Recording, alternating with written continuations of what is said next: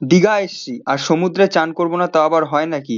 তাই ফটাফট রেডি হয়ে সবাই বেরিয়ে পড়লাম সমুদ্রে যাওয়ার জন্য। আর আমরা ড্রেস এনেছিলাম খেলার জার্সিটা, যেটা পরে আমরা ম্যাচ খেলি সব একসাথে চান করবো সেই হিসেবেই আমরা এনেছিলাম। তো ফটাফট রেডি হয়ে আমরা বেরিয়ে গেলাম আর বাইরে প্রচন্ড রোদ ছিল তাই সানস্ক্রিন নিয়ে নিলাম। তো হ্যালো বন্ধুরা, আমি অরিজিৎ চলে আসলাম একটা নতুন ভিডিও নিয়ে।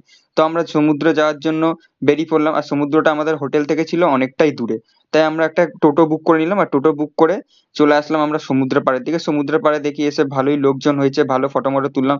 আর ফার্স্ট টাইম সমুদ্রে এসেছি, মজা মজা করবো না তা আবার হয় নাকি? কোনোদিনও তো সমুদ্র জলে চান করা হয়নি।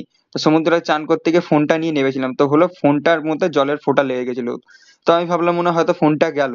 আর এত জোরে ঢেউ এসেছিল আমি শুদ্ধ ফোন শুদ্ধ সব পড়ে গেছিলাম জলের মধ্যে।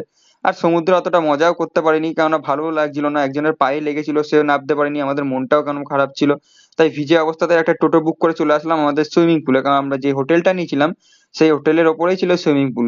আর সুইমিং পুল রয়েছে, আমরা মজা করবো না তা আবার হয় নাকি? সুইমিং পুল আমাদের মিস করছে, আমরা সুইমিং পুলকে না। তা সুইমিং পুলে এসে ঝপাঝপ ঝাপ সব যে যার মতো, সুইমিং পুলটাও বেশি গভীর ছিল না, বুক পর্যন্ত জল, বেশি জল না।